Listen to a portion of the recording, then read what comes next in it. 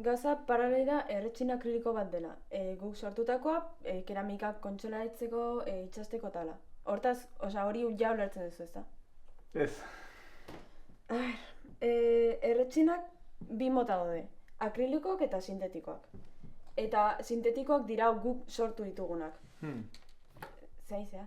Ona sartzen ari ez da zaila. Adi egon.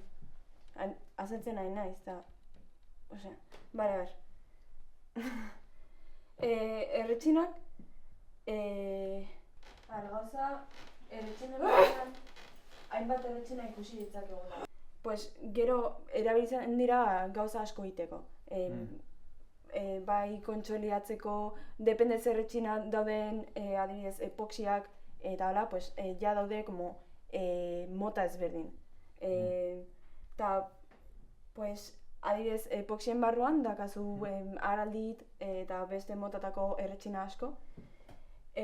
Baina orain, paraloid ikusten ari garela, pues, nabarmentzikoa da, azetonetan, esterretan azetonetan eta beste, pues, adibidez, hidrokarburoa aromatikon tala, disolbatu egiten direla.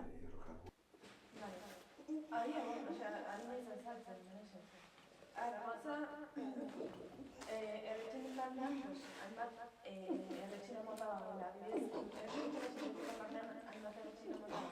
adibidez, epoxia. Eta, zaizea, aritzut azaltzen, ari egon, nese. Gauza, erretxinen barnean paraloida dagoela. Eta beste erretxina asko daude, adibidez, epoxiak edo olako. Eta epoxien barnean, adibidez, aralit dago, edo beste batzuk. Osatzen dugu. Bale. Gauza, orain paraloidarekin gaudela, hainbat disolbatzaileetan disolbatu daitekela esan dezake. Adibidez, hori bai, disolbatzaileak, jaman ditugu. Adibidez, epoxia erretxinan, eta epoxia erretxinan barnean, aralit dago ikusi dugu.